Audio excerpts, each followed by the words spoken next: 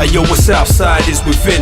The mind regulates the hand that masters the pen. The pen is mightier than the sword, but the tongue is mightier still. The stargate to the mind's revealed. The vortex. Okay, peace. Cyclonious here again. Real talk with Kevin. And today we have an interesting topic of discussion, which is about death. Kev, my first question to you is, what are some of the most common emotional responses people experience when they learn that a loved one is dying? That, you know, is it's always a tongue twister for me, saying anticipatory death and that level of grief. Well, grief it is, not the actual death, but there's a range of different emotions. I mean, it becomes a situation for people, unlike sort of instantaneous death where you just find out about it, where when you're in preparation for it, if someone's got a terminal illness or whatever condition they've got, sometimes there's those thoughts of what won't happen, and thinking about, you know, those future prospects are sort of eliminated now. So that is resonating inside of you for a good while, and, you know, sorrow, despair, the same sort of feelings you may have when someone actually dies instantaneously, and you find out about it on that day. But it's beginning well before the event, you know. So you've got a long, or it depends how long that person has to live, you've got a run up to the point that someone dies, and then having to deal with the grief after that. But in some respects it's never good, but there is a preparation time that you've got which you wouldn't have if someone died, you know, that day. So, you know, the same sort of range of emotions you go through in death, but just before. Yes. How can someone prepare themselves mentally and emotionally for the death of a close family member or a friend? I think preparation comes you know, it's all individual differences sort of dictate how you manage and what coping mechanisms you're going to use. Some people fall by the wayside, and that could cause depression and all kinds of issues, getting into like that melancholy feeling, thinking about the loss. But preparation really is about, if you can, thinking about preparing for the event itself and getting ready for it, having a good support network around you, family and friends, and if you can, in some respects, doing things that take your mind away from what's going on, because a lot of time that's the only thing you can think about. Getting respite usually comes in sleep for some people, and then you awake and then have to deal with the reality of what's coming, you know, in the close future, in the near future. What are some practical ways to support a dying loved one emotionally and spiritually during their final days?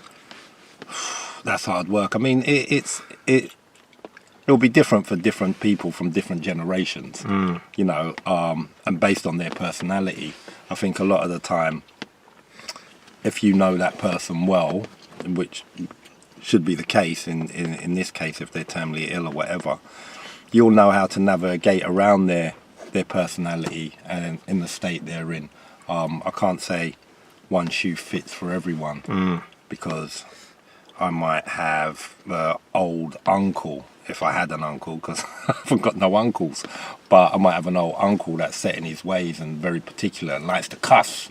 So I know talking in a certain way, you know, might not get through to him, and maybe just acting as normal as possible is the way forward and the way of supporting. While other people might want to catch up with old stories of the past and etc. etc. Yeah. But I think it's quite individual. Just being there generally is probably the most support, and then in some cases, some people might not want you to see them like that. So then you have to support that, you know, for those people that don't want your presence around. How does anticipatory grief differ from the grief that comes after someone passes away?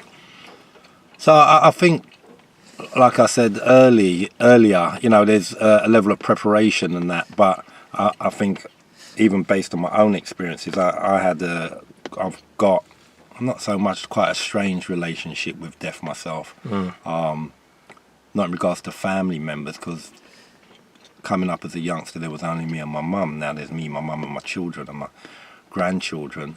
But I was very close to certain people, and at 14, my friend died at 14, carbon monoxide poisoning, and another friend died suffocating on his vomit. He was a diabetic, he was drinking on his birthday. Then another friend died under some strange circumstances. And I've had a few other friends die over time. So for me, especially, it depends on when it happens to you in life. That instantaneous death, when you hear the news by a phone call or a friend, is such a shocker that it leaves you reeling.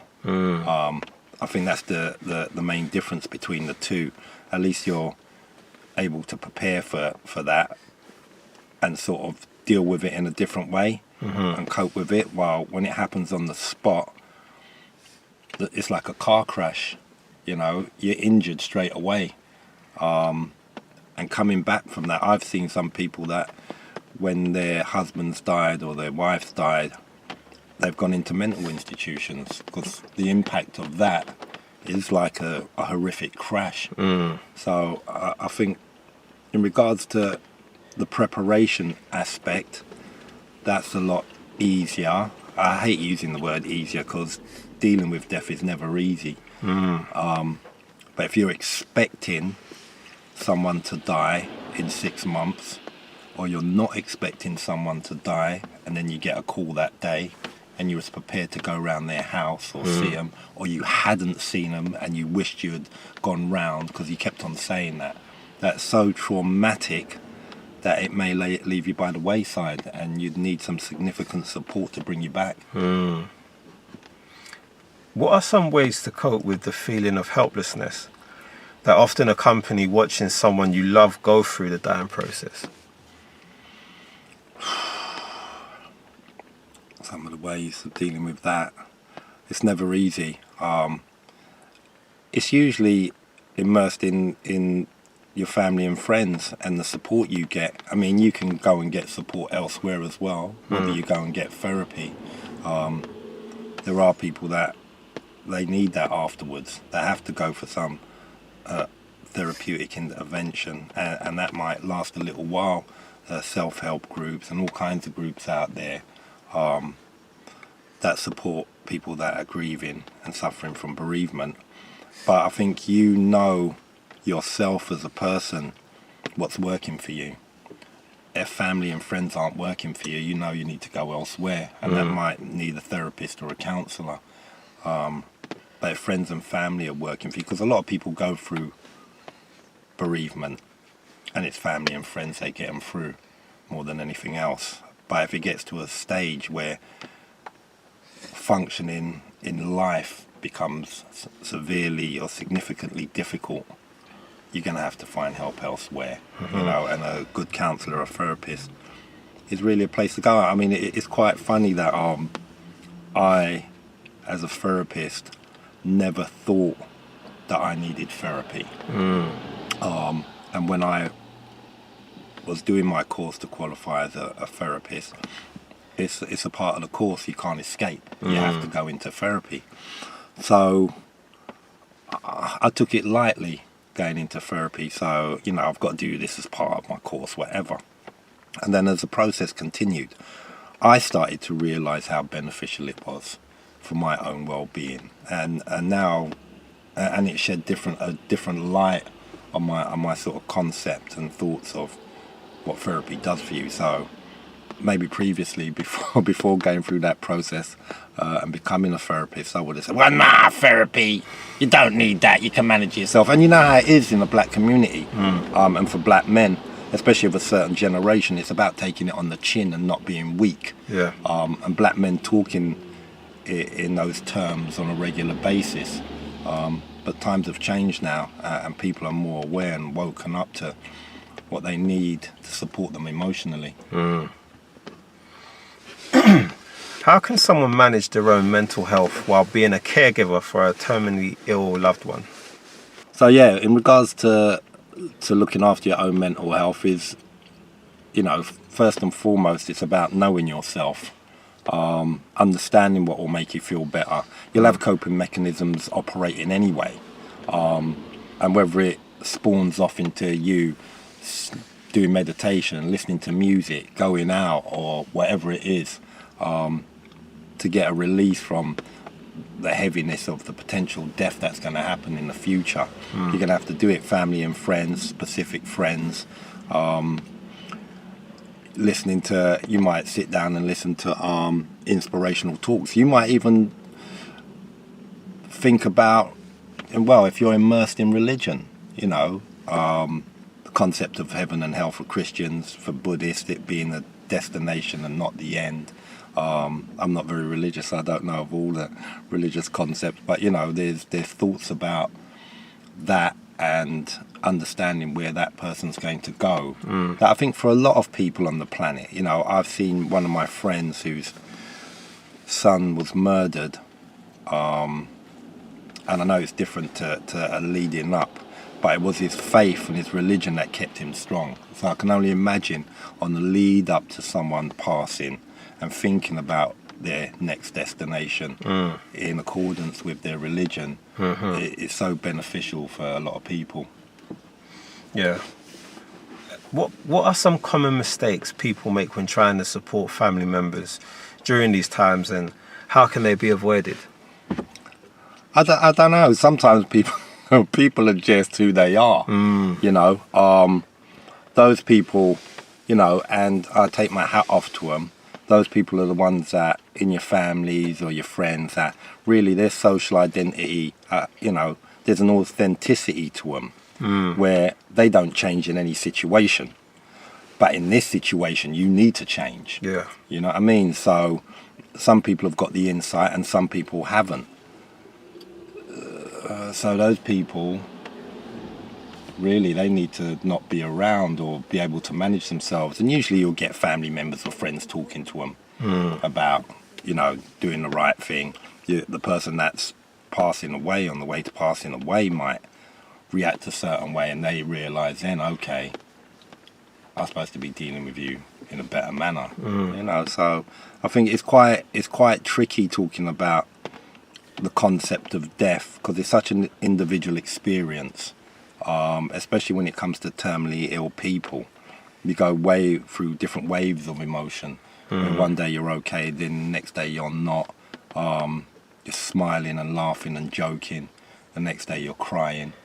So yeah, for me it's quite an individual sort of experience. Yeah.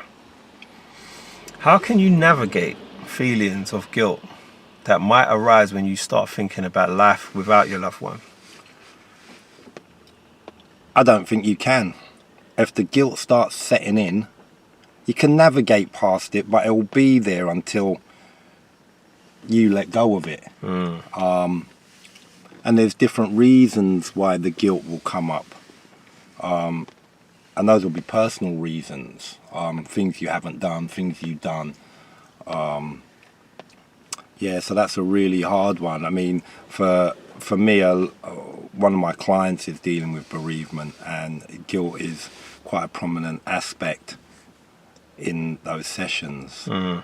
But it's one of those things that I've seen wane over time just through the process. For some people it stays with them for ages, but I think it's dependent on how you respond in therapy, how you respond to therapy, and the realization that in the end, you haven't done anything. There's no point in being guilty. The only person that should be guilty, and that wouldn't be in a terminally ill situation, is if someone done something to kill someone, you know what I mean? Outside of that, I think it's a long process, and it's sort of like love and death are similar. It's like, in a sense where and this happens with some people, where you have love and then you lose love, but it just sort of runs out of you. You know, those feelings of guilt as well, through therapy and coping and friends talking and family, it'll just start coming out of you slowly over time. If it's not, then you need to be doing more work on yourself to eliminate that, so you can function all right, because you won't be able to function in society or around anyone properly holding that guilt. How do you help children cope with the death of a family member, especially when they don't fully understand what's happening?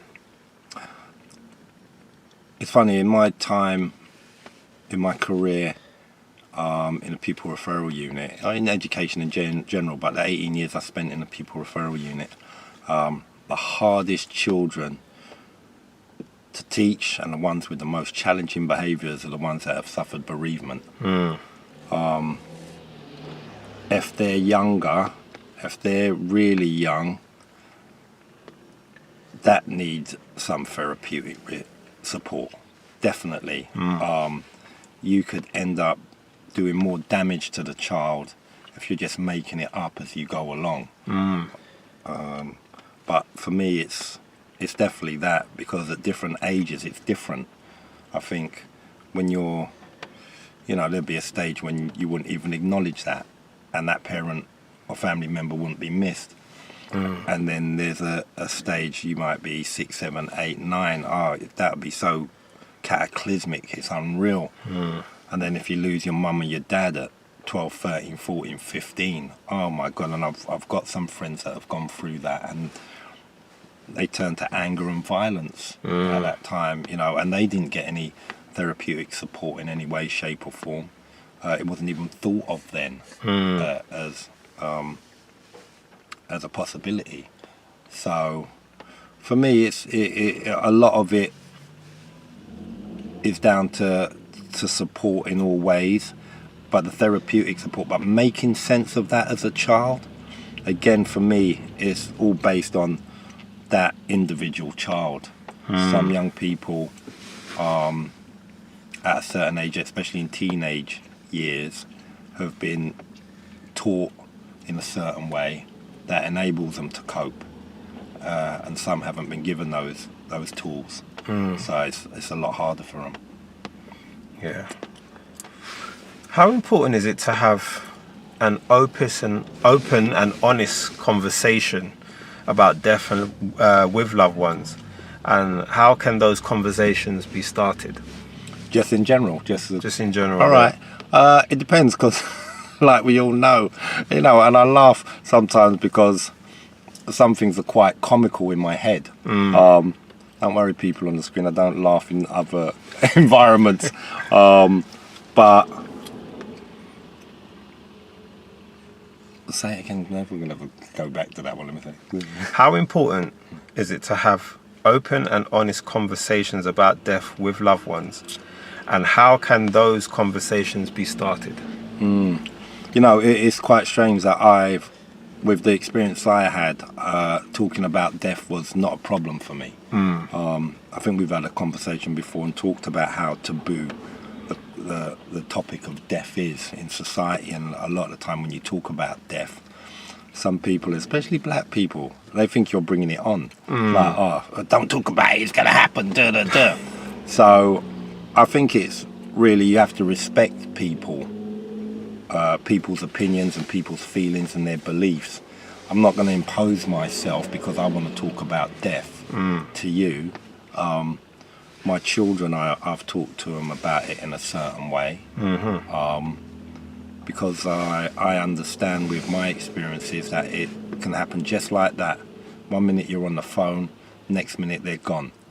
1 minute you're waiting for them to come round, next minute you're gone. You go round their house, you're knocking the door, there's no answer, the police break in the door later on or the next day, and then they're gone. So I think for some people, thinking about that is too much.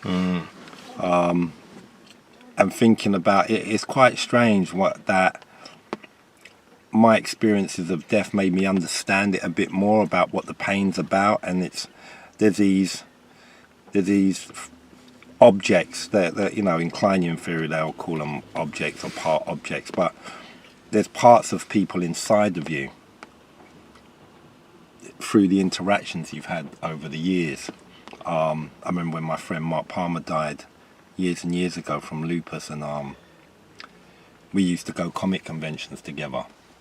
We used to love hip hop. You know, he bought Willie D's first album, Smith and Wesson's first album. I remember when he bought Capone and Noriega's first album. So we was buying albums, and then we'd share our albums, and he'd say, "Yeah, I got this album." Da, da, da. But that's gone. That comic bit's gone. You know, so I understood what part of me was missing now, and I couldn't do that anymore. And some people thinking about that loved one going, or having conversations about death, is too much. So I respect people's their auditory space. You know what I mean? Because I don't want to put things in their head that destabilize them or makes them feel uncomfortable. I think the people that can have those conversations, you have them with.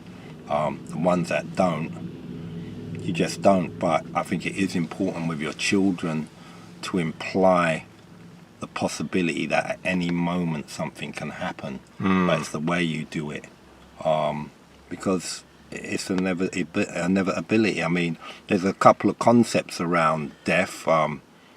Universality, you know, it happens to everyone. Non-functionality, you don't function afterwards. And I can't remember the other ones, but I said non-functionality, but there are some concepts where death itself, that's how it is. You know what I mean? Everyone dies, afterwards you don't function, and causality, and there's causes to death, you know what I mean? So what are some coping mechanisms for dealing with the overwhelming emotions that come with grief and loss?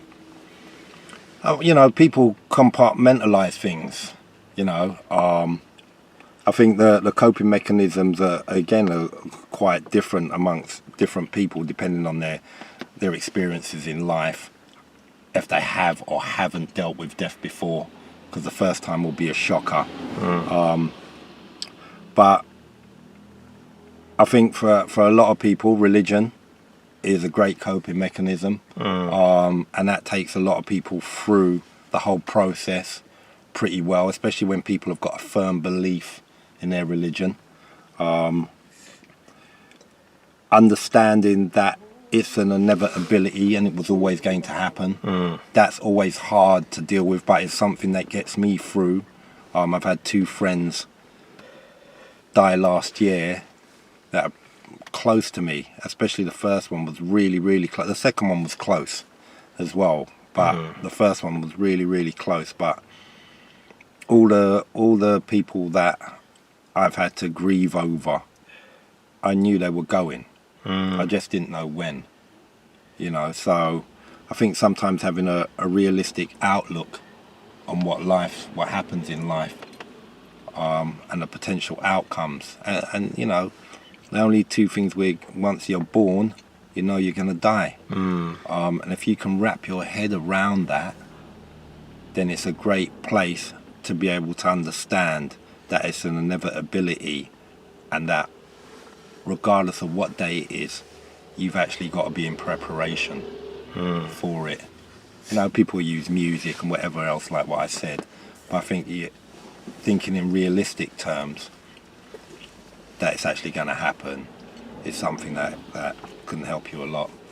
You know, and your religion. I'm not a religious person. I'd say that I'm a agnostic. I probably at one time in my life used to be an atheist, but I've seen religion do wonderful things in supporting people through grief. I'm going to ask you, to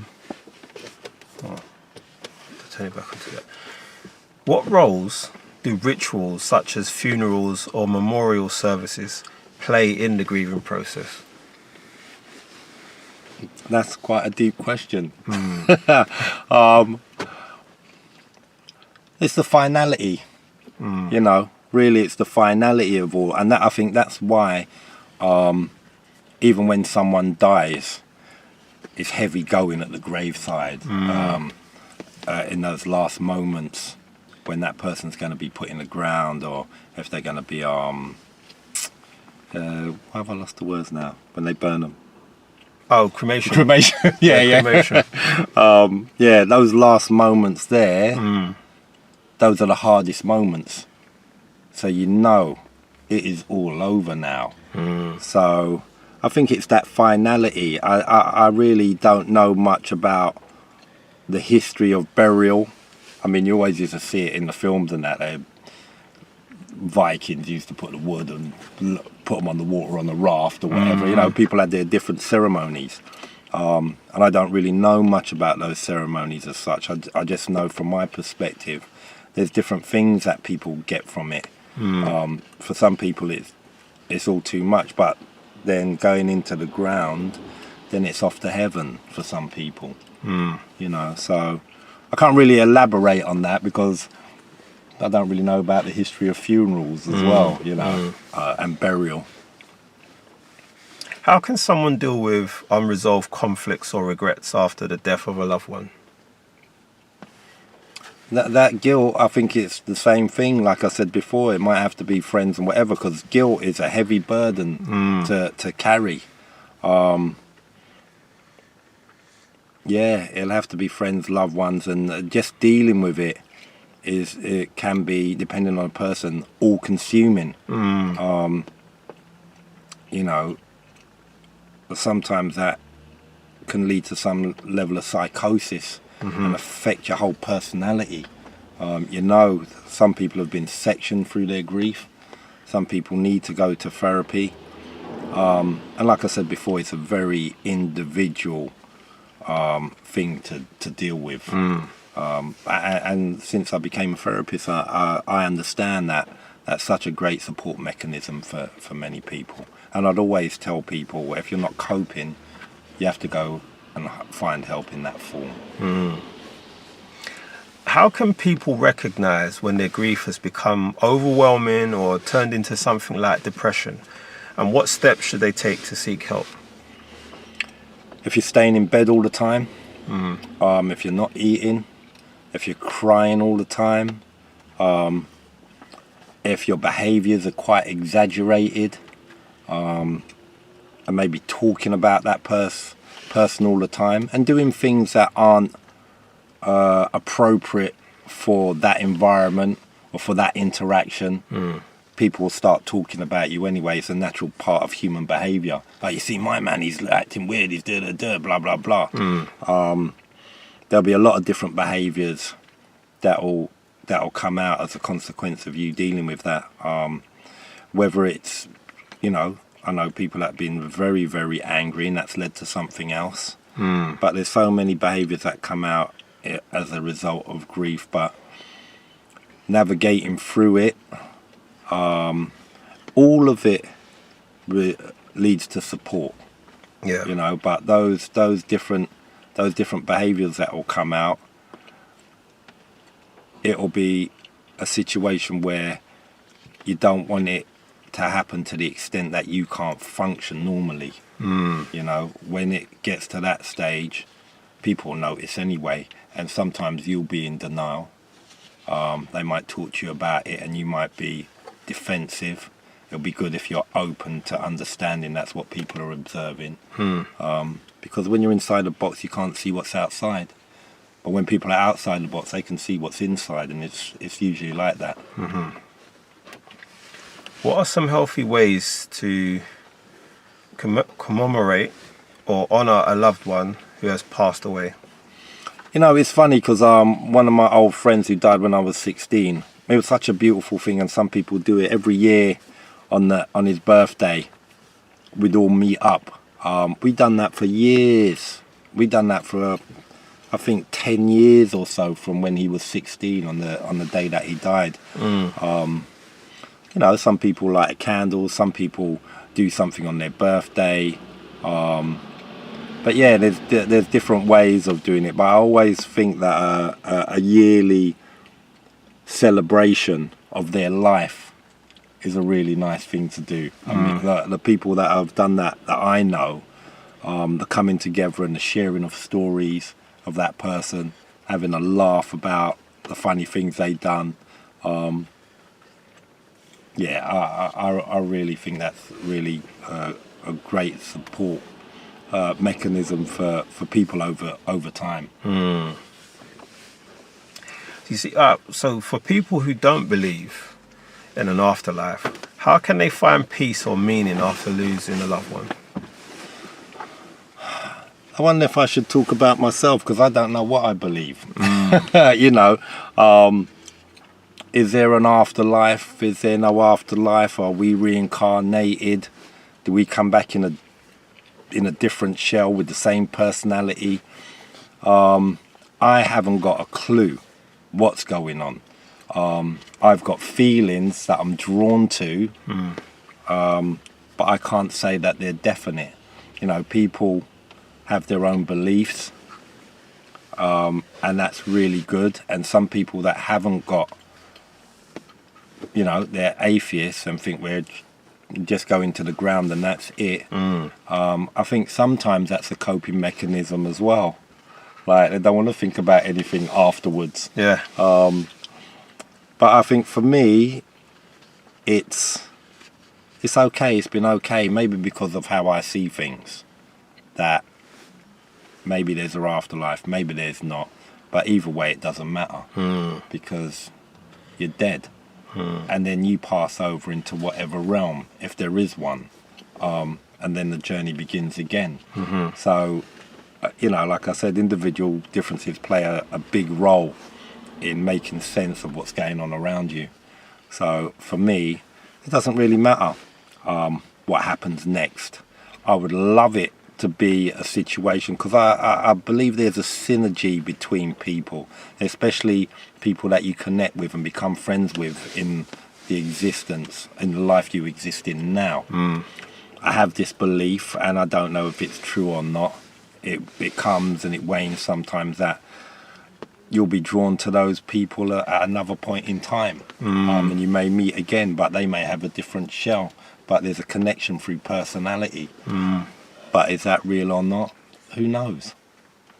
So. Lastly, how can someone help a friend or a colleague who's grieving, especially if they don't know them well? Be careful. Be careful around them. Tread carefully around them. Don't do too much too quickly. Choose your words carefully. Because I'm mindful that for some people, I know there's not much you can say to people if their loved one dies. Some people have got such a good approach that regardless of who it is, they can talk in a particular way to make someone feel okay. I've got that skill in some respects, but sometimes what people are projecting out, I can feel sometimes. It's only because I know about certain things conceptually, I can talk about it in a certain way. But people that don't know, they feel things, they feel people's projections, and work around it. So when someone is projecting something out that is giving you the message, don't come near me, I'm in a bad state. You can feel that. So you don't go in, and you take your time with them, and just observe them. I mean, it depends what space you're in, that you don't know them that well, but they're around you. So it'd probably be somewhere like work or somewhere like that. But just be mindful that there'll be an opening anyway, sometimes, for you to go in and support them. But yeah, just tread carefully. Yes, my brother. Once again, big up. Yes, Nev. Love. Wicked. Yeah. Nice one. Hey yo, what's outside is within. The mind regulates the hand that masters the pen. The pen is mightier than the sword, but the tongue is mightier still. The stargate to the mind's revealed. The vortex.